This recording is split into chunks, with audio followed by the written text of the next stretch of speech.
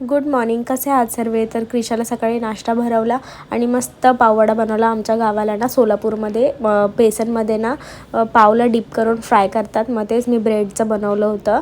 आणि दुपारी ना माझ्या मामाचा मुलगा रोहित आला होता क्रिशाला भेटायला. नंतर संध्याकाळी फर्स्ट क्रायचं कोलॅबरेशन होतं, मग त्याचं शूट करायला आम्ही मम्मीच्या इथे गेलो.